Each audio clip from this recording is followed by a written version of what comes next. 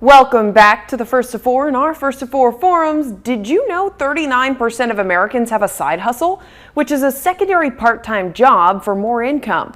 Here to explain more about this new business trend is business and intellectual property expert and lawyer Katie Charleston. Katie, welcome to the show. It's great to have you. So why have side hustles become so popular recently? I think side hustles have become so popular because it's an additional way to generate income. And it's something that many people are able to do without much involvement themselves, right? They're able to autopilot some sort of sale of service or a product without having to do anything during the normal 9 to 5 business hours. So they can have their main career. What I think is most interesting is some of these side hustles have become a career, right? We're seeing more and more people start this sort of project on the side to generate a little bit of income, and then it has massive response, and then they just supplement, or I should say supplant, their current position.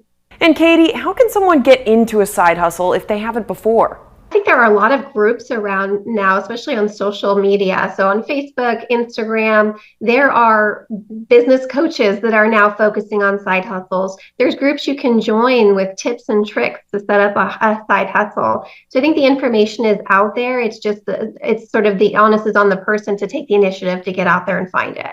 And what age range is typically known for getting side hustles? Now you're looking at in between a 25 and 45-year-old range, where people that are either starting out in the workforce and aren't happy with their current positions or what they're making are looking for side hustles, but also those that have been working for 10, 15 years and are sort of at a point where they want to change.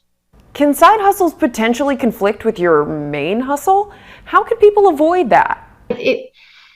It's necessary to take steps to make sure you're not competing with your day job, right? And so if you're starting a side hustle, you should look at it as if it might be something that is in competition with your employer and whether or not there is an agreement in place. So look at those employment agreements that you signed, those employee handbooks, and see if there's anything out there about you having either a second job or competing with the business in any way to ensure that you're not. It might also be advisable to seek legal counsel to make sure that you're not violating any portion of your daytime job agreements. Katie Charleston, thank you so much for joining us here on the First to Four. We'll be right back with more just after this.